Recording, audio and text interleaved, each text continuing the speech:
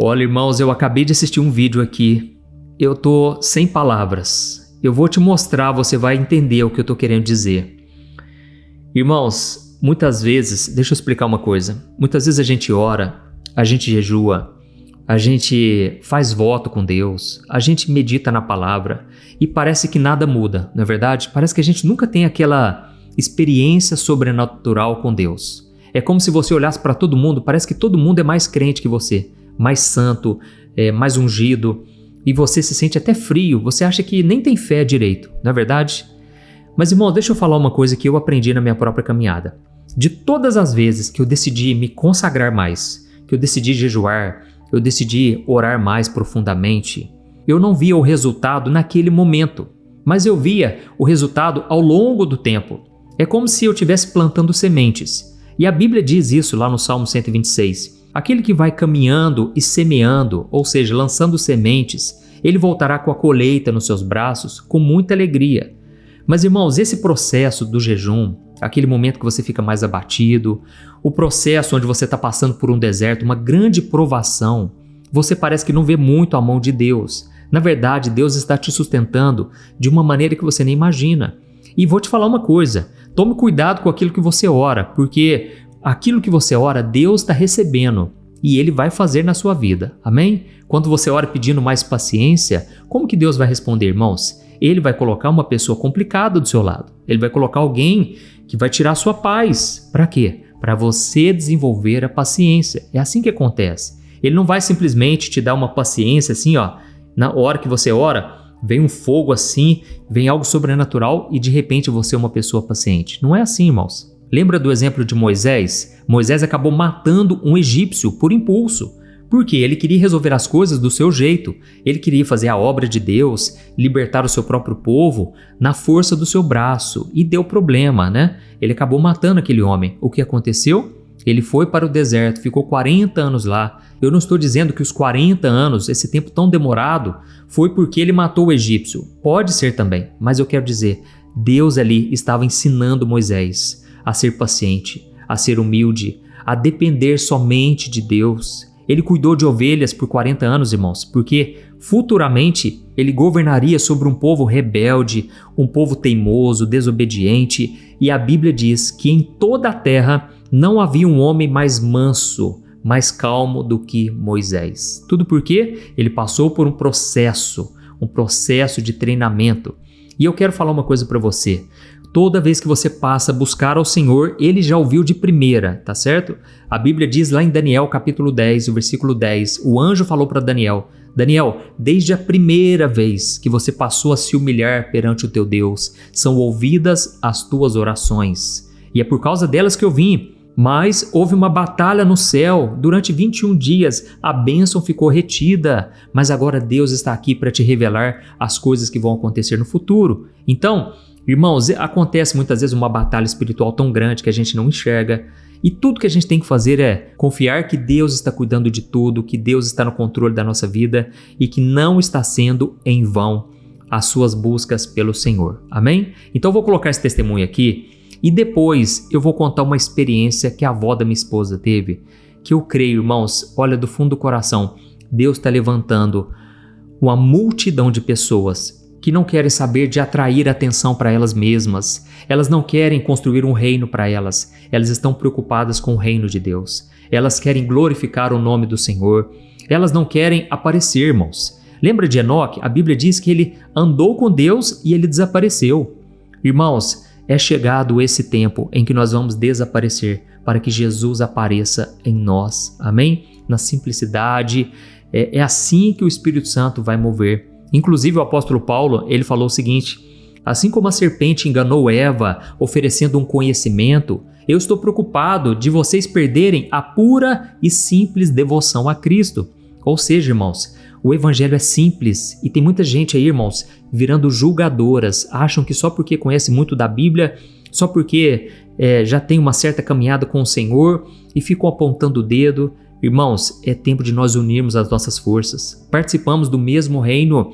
Lembra dos discípulos? Eles falaram, Jesus, tem pessoas que não estão andando no nosso grupo e estão expulsando demônios e estão falando do Senhor para as outras pessoas. E qual foi a resposta de Jesus?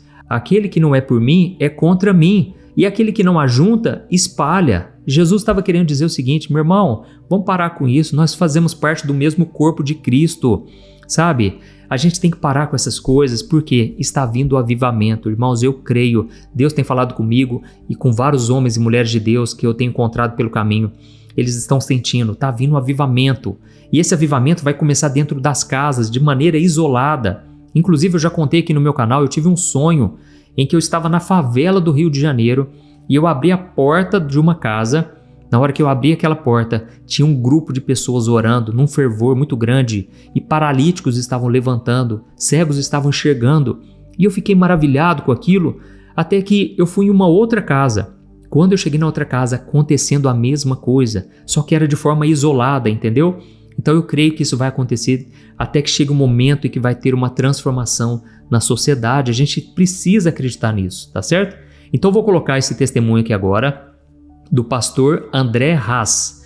Ele participou do É Graça Podcast, eu vou deixar o link aqui embaixo para você acompanhar. Preste muita atenção e no final eu vou contar o sonho que a avó da minha esposa teve. Você vai entender o que Deus está querendo fazer na nossa vida e na sua também, tá bom? Presta atenção. Eu tive muitas experiências de orações. Muitas experiências. Eu vivi assim 3 anos de intensa experiências de orações. Foi um período, Thiago, que eu decidi me afastar dos homens. O tempo que eu dedicava com amigos, não que eu me tornei rude, mas eu vi que o tempo que eu gastava com pessoas, ligando, falando e conversando, eu poderia estar dentro do quarto falando realmente com Deus. E eu passei a me dedicar às orações diárias e jejuns. Comecei a fazer campanhas de jejuns, de orações, e fui intensificando as orações e os jejuns.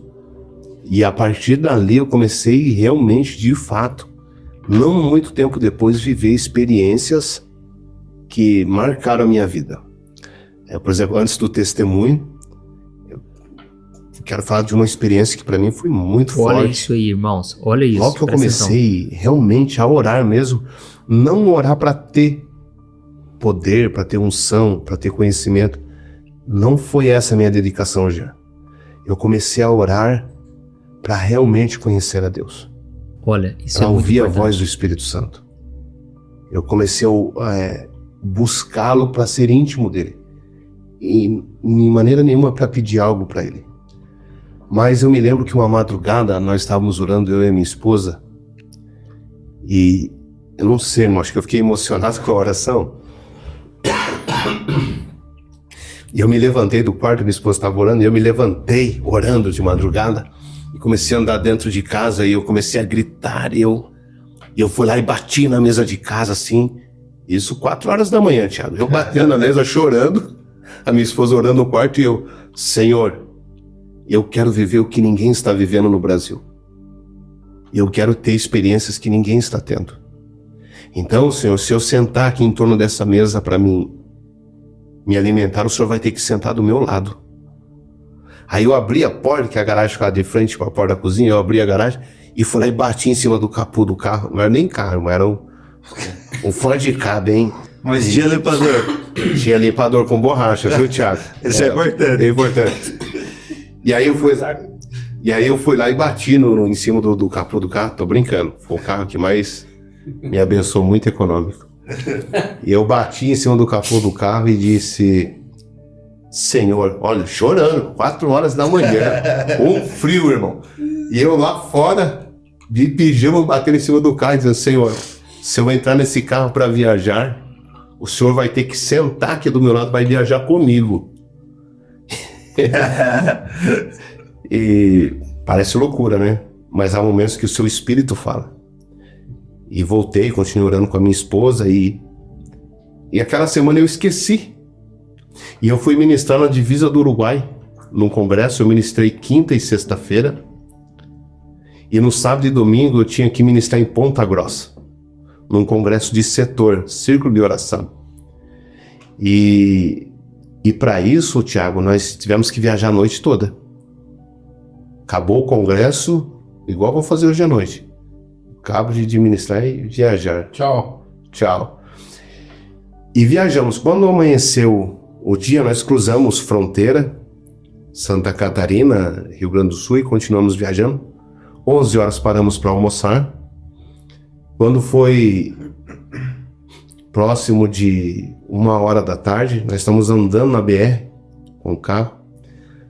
Aí nós avistamos 2 pessoas andando na beira da BR. Um senhor baixinho, de 1,60 m no máximo. Ele era bem baixinho mesmo.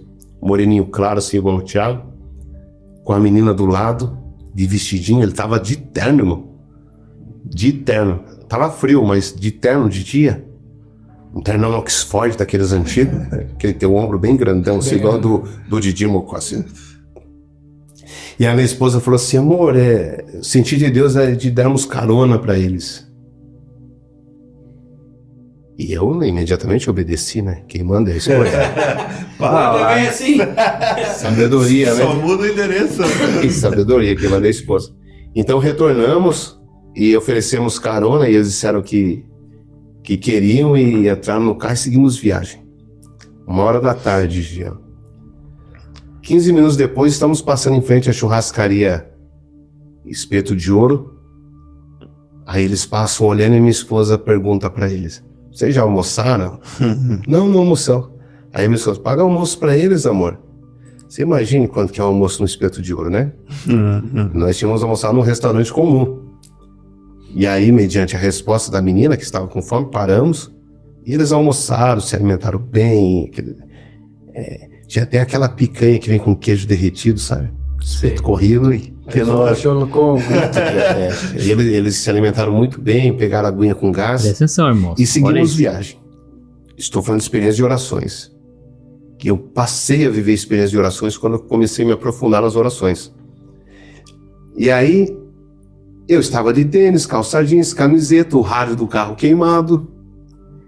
E eu perguntei para o senhor está indo aonde? Ele falou assim, o senhor pode me deixar no trevo ali. É uns 20 quilômetros para frente. Eu disse, não, senhor, o senhor está indo aonde? Aí ele me disse assim, sem saber que eu era cristão, ele me disse assim, não, eu estou indo pregar num ponto de pregação da Assembleia de Deus na Fazenda. Aí, como eu estava vestido à paisana, camiseta, calça jeans, né, não estava social, eu falei para ele assim, dando uma de João sem braço. Eu falei, o senhor é da Assembleia de Deus? Ele disse, sou. E ele falou assim, eu sou da Assembleia. Era breia mesmo. E eu falei, o senhor é pregador? Ele falou, sou pregador. Inclusive, Deus me deu uma mensagem para pregar lá. Ele arrancou um papel assim do bolso e mostrou com a mão. E estava escrito assim, Ezequiel 37, o Vale de Ossos Secos. Estava assim escrito assim, o papelzinho. Ó, Deus me deu uma mensagem enquanto eu orava de madrugada. E eu falei para ele, querido, como é que esse negócio de orar e Deus fala, como é que é isso? Dando uma lição sem braço, você vê como que, buscando uma experiência, né? Uma resposta talvez de Deus. E ele falou assim, o senhor não vai entender muito porque o senhor não é crente, mas é assim, eu faço campanha de jejum e oro e Deus me dá uma mensagem. E aí eu falei, mas como é que é esse negócio do jejum dos crentes? Aí ele olhou para mim assim, no outro, e falou assim, é assim, senhor, eu começo um propósito meia-noite, e eu vou até às 6 horas da tarde do outro dia. Eu falei, tá, bacana. Mas e quantos dias o senhor faz essas campanhas? Depende do propósito. Mas a última que eu entreguei ontem, duraram 21 dias. Meu Deus. Aí, ele sem saber que eu era um cristão, um crente, eu falei, mas... Quando ele mostrou um papelzinho pra mim, já, eu vi que a mão dele estava cheia de calo. E aí eu perguntei pra ele, viu, mas a sua mão tá cheia de calo. Quando o senhor jejua, o senhor trabalha? Tiago, ele não estava no Face, ele falou assim, rapaz, é a safra do feijão. Eu arranco 10 tarefas por dia. Meu Deus do céu. E eu falei para ele, o senhor tá brincando comigo. O senhor, em jejum, o senhor arranca feijão. E aí eu falei assim, esse congresso que o senhor está indo pregar é muito grande, né? Eu falei assim, não, é um ponto de pregação. Aí tem o casal de missionários que foram enviados para lá pela igreja, tem o caseiro da fazenda que se converteu com a esposa, as 2 filhas, e eu e a minha filha. Nós vamos estar em 8 no congresso. Aí eu disse, aí eu falei para ele assim, que era aniversário de 1 ano lá do Fundo de Pregação, e eu falei para ele, mas o senhor jejuou 21 dias para pregar para 8 pessoas? Poxa vida. Que Deus estava ali no carro, irmão. Deus estava ali me ensinando, irmão. Eu falei, o senhor está 21 dias jejuando para pregar para 8 pessoas? Qual a resposta? É que o senhor não sabe. Eu sou da família mais pobre aqui da região. A minha família é tão pobre que ninguém tem um carro ainda na minha família. Mas eu garanto para o senhor que daqui a alguns anos todos esses moradores da região vão saber que tem um homem de Deus aqui que mora no meio deles. Eles vão saber que tem um homem de Deus aqui. E olha, senhor, Deus olhou para a família mais pobre aqui da região, apontou para a casa mais pobre e me escolheu no meio da pobreza e me deu um dom do Espírito Santo. E eu preciso honrar porque foi Deus que me deu o dom. Irmão, ali ele já tinha acabado comigo. Já tinha acabado comigo. Daí chegamos no trevo, eu levei ele no ponto de pregação lá em cima, no meio da fazenda, do tamanho desse estúdio, irmão, de madeira, irmão. A igrejinha tava lá, Assembleia de Deus. Aí deixei ele, entrei no carro, me despedi, não falei que eu era crente. Era algo particular meu, estava buscando algo de Deus ali. E aí minha esposa disse, eu falei, vamos amor, estamos atrasados já pro Congresso Ponta Grossa. Ela disse, não amor, não vamos não. Eu disse, como não vamos amor? Ela disse, amor, quanto você tem na carteira? Eu disse, você tá de brincadeira, né amor? Eu já paguei o centro corrido lá. Acabou ali. Aí a minha esposa olhou assim, amor, desde que nós servimos a Deus, tem faltado farinha na panela?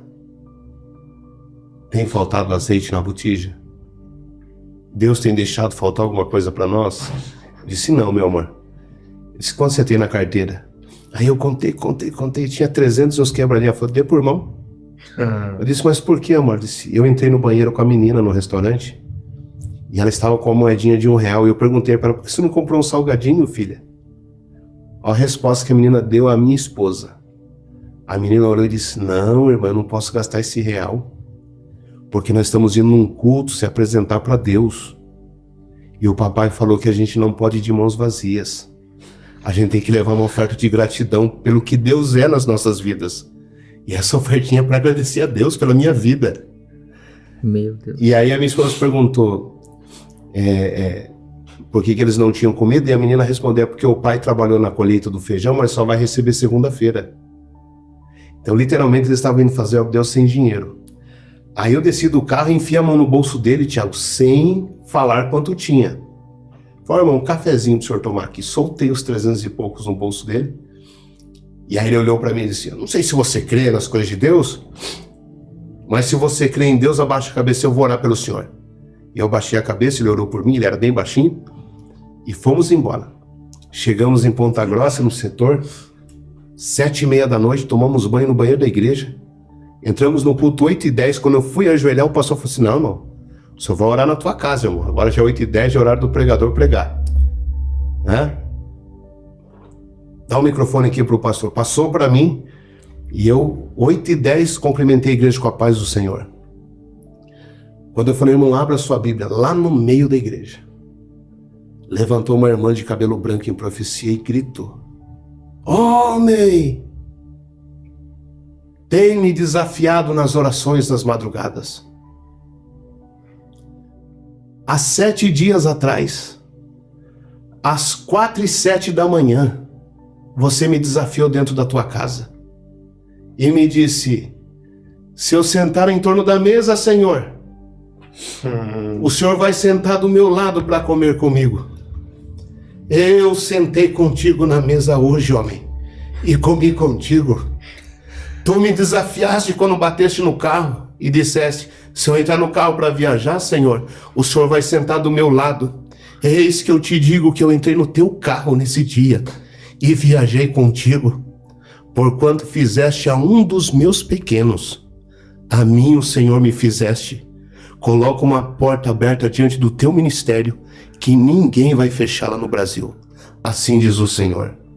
Meu Deus. E eu vi que eu tinha tido experiências com Deus, que para mim, simples, mas que para mim mudaram a minha vida. Então foram essas experiências que me conduziram. Meus irmãos do céu, olha, eu fui muito tocado com esse testemunho, eu acredito que você também. E eu fiquei impressionado de ver como Deus é detalhista, né, irmãos? Como Deus se preocupa com a nossa vida. Esse homem pediu para Deus se assentar no banco dele.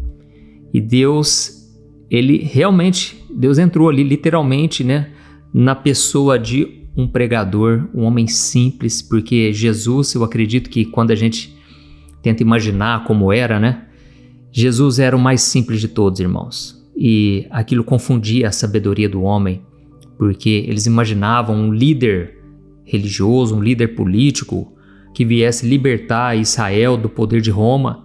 Mas Jesus, na verdade, falou: o meu reino não é dessa terra, o meu reino é celestial. Irmãos, que a gente possa buscar esse reino eterno, onde o ladrão não rouba, a traça e a ferrugem não corrói. E lembra do que eu falei do sonho da avó da minha esposa?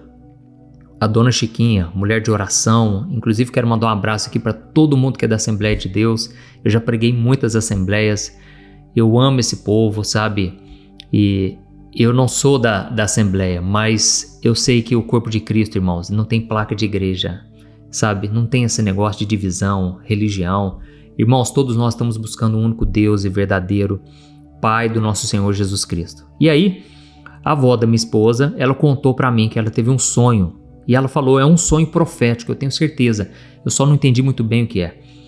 E ela contou que, entenda bem o sonho, tinha um lago muito grande, com muitas águas. E de repente essas águas foram baixando numa velocidade muito rápida.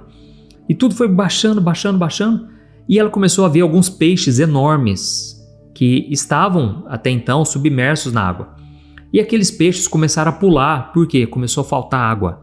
E foi secando tão rápido que os peixes grandes começaram a se debater. E eles chegavam assim de lado para tentar pegar um pouquinho de água que ainda restava. Naquela hora ela desesperou e ela ficou muito preocupada. O que seria aquela visão que Deus deu?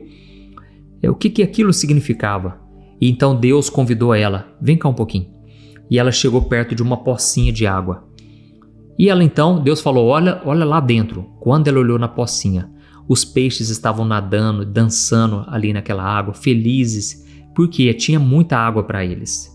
Irmãos, ela entendeu a mesma coisa que eu, a gente tentou decifrar. E a conclusão que nós chegamos é a seguinte: está chegando o tempo onde os grandes, aqueles que se acham, né, poderosos, acham que podem manipular a Deus, sabe? Podem manipular as pessoas, acham que são porteiros do céu. Inclusive Jesus foi contra esse tipo de gente, porque ele falou para os fariseus o seguinte: vocês acham que vocês são porteiros do céu?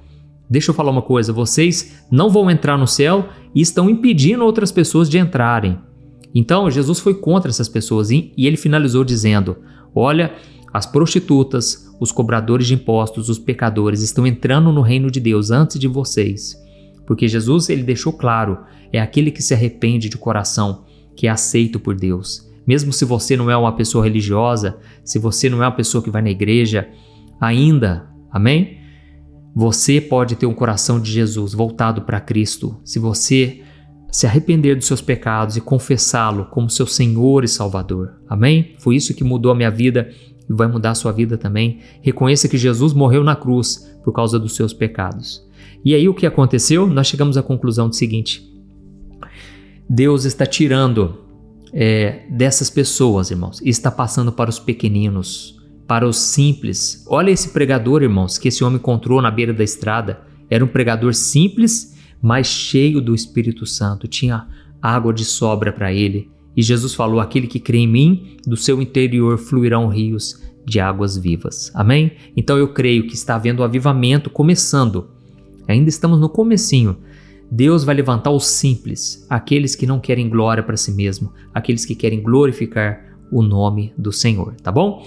Glória a Deus. Eu só quero pedir para você clicar em gostei, se você foi edificado. Deixe aqui o seu comentário dizendo quanto Deus te tocou, porque isso estimula as outras pessoas a assistirem até o final.